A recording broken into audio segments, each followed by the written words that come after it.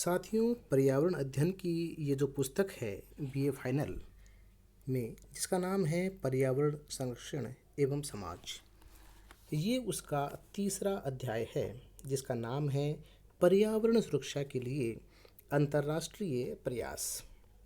मैं डॉक्टर शत्रुजीत हूँ और आज हम लोग इसी तीसरे अध्याय के बारे में पढ़ेंगे। प्रिय विद्यार्थियों, मैं आपको बताऊं कि पर्यावरण के प्रति आरंभ से ही प्रयास किए जाते रहे हैं, लेकिन संयुक्त राष्ट्र के तत्वाधान में पर्यावरण संरक्षण के गंभीर एवं महत्वपूर्ण प्रयास आरंभ हुए। 3 दिसंबर 1968 को संयुक्त राष्ट्र महासभा ने एक प्रस्ताव पारित करके पर्यावरण पर एक सम्मेलन आयोजन करने का निर्णय लिया। यह सम्मेलन मानवीय पर्यावरण पर स्टॉकहोम शिखर सम्मेलन 1972 के नाम से प्रसिद्ध है।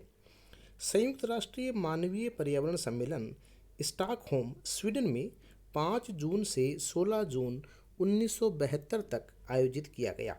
सम्मेलन का मुख्य प्रयास विश्व स्तर पर अंतर्राष्ट्रीय सम्मेलन द्वारा पर्यावरण के संरक्षण तथा सुधार के लिए विश्वव्यापी समस्या का समाधान करना था। सम्मेलन का मुख्य उद्देश्य मानवीय पर्यावरण का संरक्षण करने तथा उसमें सुधार करने के लिए सरकारों तथा अंतर्राष्ट्रीय संगठनों की कार्रवाई के लिए मार्ग निर्देश देना तथा उसमें वृद्धि करना था। इस सम्मेलन में महत्वपूर्ण संकल्प तथा सिफारिशें निम्नलिखित थी। नंबर 1, हम देखते हैं कि मानवीय पर्यावरण पर घोषणा हुई। 1972 के संयुक्त राष्ट्रीय मानवीय पर्यावरण सम्मेलन 1972 ने अपने मानवीय पर्यावरण को स्वीकार किया, जिसमें उन्होंने बताया कि पर्यावरण के संबंध में मनुष्य के खतरे के बारे में 7 सत्य की घोषणा करता है, जबकि दूसरा भाग 26 सिद्धांतों को प्रतिपादित करता है, जिसमें से महत्वपूर्ण सिद्धांत ये थे। इसमें बताया गया कि मनुष्य को अच्छे वातावरण में जीवन की समुचित स्थिति का अधिकार है, जो मनुष्य को गौरवमय तथा स्वास्थ्यपूर्ण जीवन की अनुमति देता है तथा वर्तमान और भावी पीढ़ी के लिए पर्यावरण की रक्षा करना तथा उसमें सुधार करने का दायित्व मनुष्य धारण करता है। इसके सिद्धांतों में यह भी बताया गया कि पृथ्वी के सभी संसाधनों, जिनमें वायु, जल, स्थल, वनस्पति तथा जन समूह और विशेषकर पारिस्थितिक तंत्र शामिल है, का संरक्षण सुविचारित योजना प्रबंध के माध्यम से आने वाली पीढ़ियों के लिए किया जाए। इसमें इस सिद्धांत का भी प्रावधान है कि राज्य उन पदार्थों द्वारा समुद्र के प्रदूषण को रोकने के लिए सभी संभव कदम उठाएंगे जो मनुष्य के स्वास्थ्य के प्रति गंभीर खतरा उत्पन्न करते हैं। इसके सिद्धांत में यह भी प्रावधान है कि राज्यों का अपने पर्यावरण संबंधी नीतियों को तैयार करने का प्रभुत्व संपन्न अधिकार है और यह सुनिश्चित करने का उत्तरदायित्व है कि वे पर्यावरण का ज़्यादा से ज़्यादा संरक्षण करें और उसको हानि नहीं पहुंचाएंगे। इसी प्रकार से इसमें पर्यावरण के लिए संस्थागत तथा वित्तीय व्यवस्था के ऊपर भी बात की गई। इस प्रस्ताव में पर्यावरण संबंधी प्रोग्रामों पर एक 54 सदस्यीय प्रशासकीय परिषद की स्थापना की सिफारिश की गई और इसमें विश्व पर्यावरण दिवस के निर्धारण पर भी प्रस्ताव पारित किया गया। विश्व पर्यावरण दिवस की घोषणा पर प्रस्ताव में यह संस्तुति की गई कि 5 जून को विश्व पर्यावरण दिवस मनाया जाएगा। तत्पश्चात इस संस्तुति को संयुक्त राष्ट्र की महासभा ने एक प्रस्ताव पारित कर स्वीकार कर लिया। इसमें यह भी कहा गया, इस सम्मेलन के द्वारा एक संकल्प यह भी लिया गया कि परमाणु शस्त्र परीक्षण, विशेषकर जो वातावरण में किए जाते हैं, उनकी निंदा की गई और उनको कम से कम करने के लिए कहा गया। इसमें राष्ट्रीय स्तर पर किए जाने के संबंध में सिफारिशें करने का भी निर्णय लिया गया, जिससे पर्यावरण संरक्षित हो। स्टॉकहोम सम्मेलन के कुछ निर्णयों एवं सिफारिशों को संयुक्त राष्ट्र महासभा ने अपने 27वें अधिवेशन 1972 के प्रस्ताव द्वारा लागू किया। अगर हम इसमें आगे बढ़े तो पर्यावरण सुरक्षा पर विश्व समझौतों की पुष्टि 1975, पर्यावरण की सुरक्षा के आंदोलन को उस समय एक प्रभावी व बड़ी सफलता मिली जब महत्वपूर्ण विश्व स्तरीय समझौतों को बहुत से राज्यों ने स्वीकार कर लिया। ये निम्नलिखित थे। जो संकटग्रस्त या जोखिम में पड़े जंगली पेड़ पौधों के अंतर्राष्ट्रीय व्यापार का अभिसमय या कन्वेंशन, अंतर्राष्ट्रीय महत्व की नम भूमि तथा विशेषकर पानी में रहने वाले पक्षियों के रहने के स्थानों पर अभिसमय, विश्व सांस्कृतिक तथा प्राकृतिक विरासत के संरक्षण से संबंधित अभिसमय, और इसी प्रकार से तेल प्रदूषण के होने वाले नुकसान, जल पोतों तथा हवाई जहाज़ों द्वारा फैलने वाले प्रदूषणों पर भी चर्चा की गई। इनके लिए अभी समय तय किया गया। 1973 से संयुक्त राष्ट्रीय पर्यावरण प्रोग्राम, जिसको हम UNEP भी कहते हैं, की मदद से समुद्र से संबंधित 178 परियोजनाएं चलाई जा रही हैं, जिनकी लागत $97 मिलियन है। इसके बाद जो पर्यावरण संरक्षण से संबंधित जो प्रयास हुए, उसमें नैरोबी घोषणा एक उल्लेखनीय बात है।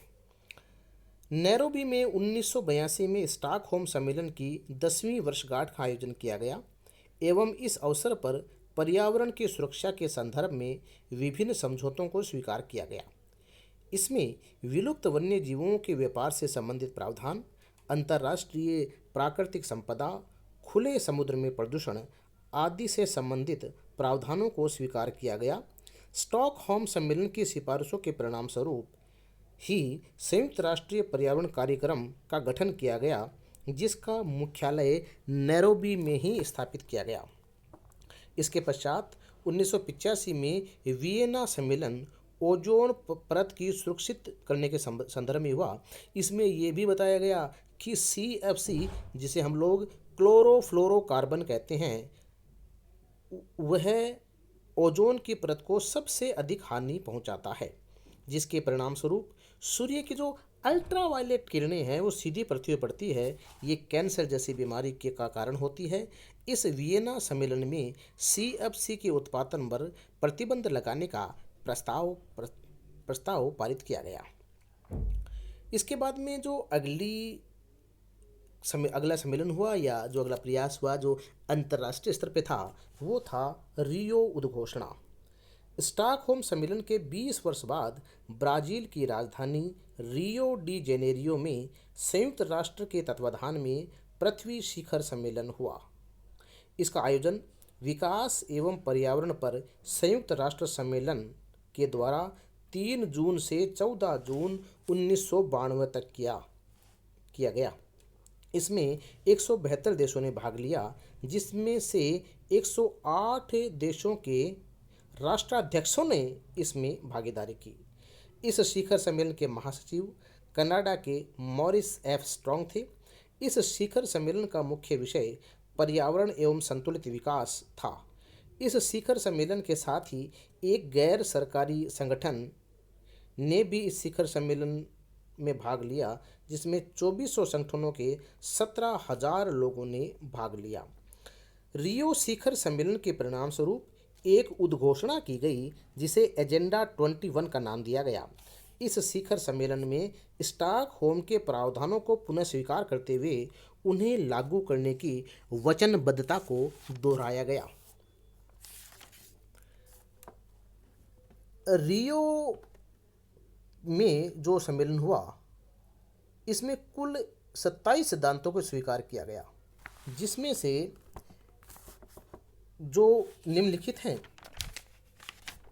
संतुलित विकास मानवीय विकास का केंद्रीय विषय। इसमें संतुलित विकास के लिए मानव प्राणी चिंतन का केंद्रीय विषय है।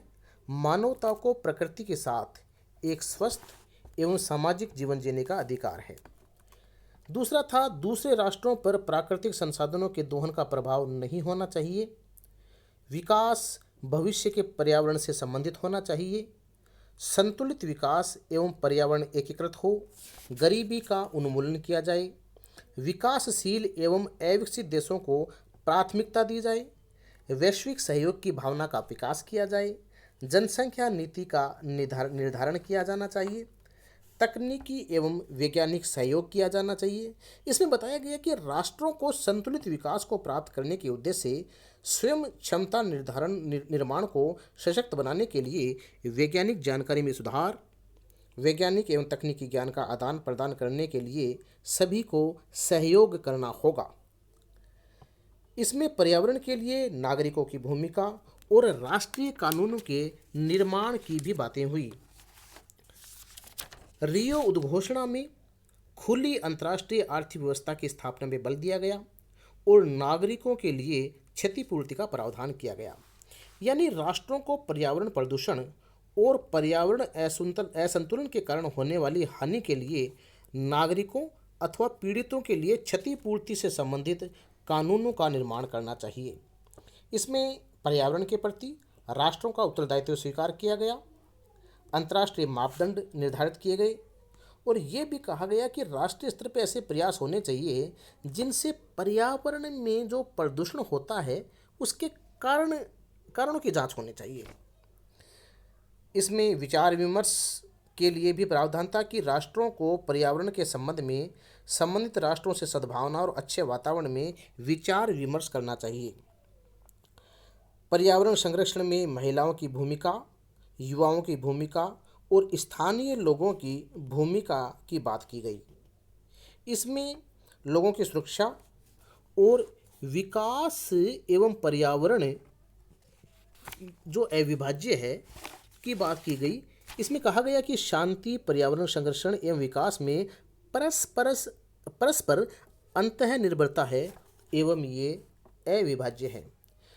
इसमें यह भी कहा गया कि पर्यावरण संबंधी विवादों का शांतिपूर्ण समाधान होना चाहिए और रियो की जो उद्घोषणाएं हैं उन उद्घोषणाओं के प्रति प्रतिबद्धता की बात भी की गई। इसमें कहा गया कि राष्ट्रों एवं लोगों को इस उद्घोषणा में सम्मिलित नियमों एवं सिद्धांतों को प्राप्त करने के लिए सद्भावना एवं भागीदारी की भावना से परस्पर सहयोग करना चाहिए और संतुलित विकास के क्षेत्र में अंतर्राष्ट्रीय कानूनों के विकास के लिए प्रयत्नशील रहना चाहिए। अगला जो पॉइंट है इस पाठ का साथियों वो है विश्व जलवायु परिवर्तन बैठक। जनवरी 1997 में नई दिल्ली में एक 3 दिवसीय बैठक विश्व जलवायु परिवर्तन यानी ग्लोबल क्लाइमेट चेंज के ऊपर हुई। इस पर एक गैर सरकारी संगठन एनजीओ विकास विकल्प तथा जलवायु परिवर्तन पर विकासशील देशों के संबंध में संयुक्त राष्ट्र रूपरेखा समझौते के अंतर्गत हुई। विश्व जलवायु परिवर्तन बैठक में कई समस्याओं जैसे गरीबी, पर्यावरण तथा संस्थान प्रबंधन के समाधान के विकासशील देशों में व्यापार व्यवसाय सहयोग की संभावनाओं का आकलन किया गया। इसमें हरित गृह गैसों जिसे ग्रीन हाउस गैसेस भी कहते हैं को वातावरण में छोड़े जाने को रोकने की आवश्यकताओं और साधनों पर चर्चा की गई। इसमें यह सहमति बनी कि ईंधन के प्रयोग में कमी को लाने की नितांत और शीघ्र आवश्यकता थी। इससे पहले जनवरी 1997 में ही विश्व पर्यावरण दृष्टिकोण के पहले संस्करण को जारी किया गया। इसमें विश्व के 7 क्षेत्रों के संबंध में 7 प्रमुख पर्यावरण झुकावों की पहचान की गई तथा लोगों को आह्वान किया गया कि वे प्रभावी वैश्विक पर्यावरण प्रशासन पर एकदम जरूरी एवं महत्वपूर्ण ध्यान दें। इस पाठ में जो अगला पॉइंट है वो क्योटो प्रोटोकॉल के विषय में है या क्योटो नयाचार के विषय में है। क्योटो प्रोटोकॉल 1997 में हुआ। पर्यावरण के प्रश्न पर एक अन्य बैठक जापान के शहर क्योटो में 1 से 11 दिसंबर 1997 तक हुई। इसमें 150 देशों ने भाग लिया। यद्यपि इस बैठक में अनेक पर्यावरण से संबंधित प्रश्नों पर विकसित एवं विकासशील देशों के मध्य गहरे मतभेद उभर कर सामने आए, लेकिन अंत में क्योटो घोषणा के साथ बैठक समाप्त हुई। अनुच्छेद 3 के अंतर्गत प्रोटोकॉल में यह प्रावधान किया गया कि प्रोटोकॉल के उपबंध में सूचीबद्ध औद्योगिक राज्य वर्ष 2008 से 2012 तक 1990 के स्तर के नीचे 5.2% पर अपने सामूहिक उत्सर्जन में कमी कर देंगे। इसी प्रकार उत्सर्जन नियंत्रण उपायों के बिना वर्ष 2010 तक की अपेक्षाओं की तुलना करने पर प्रोटोकॉल के अंतर्गत 30% कटौती का प्रतिनिधित्व करता है तथा संपूर्ण कटौती की प्राप्ति स्विट्जरलैंड, अनेक मध्य एवं पूर्वी यूरोपीय राज्यों एवं यूरोपीय संघ द्वारा 8% की राष्ट्रीय कटौती, संयुक्त राष्ट्र द्वारा 7% तथा कनाडा, हंगरी, जापान तथा पोलैंड द्वारा 6% की कटौती की जा सकती है।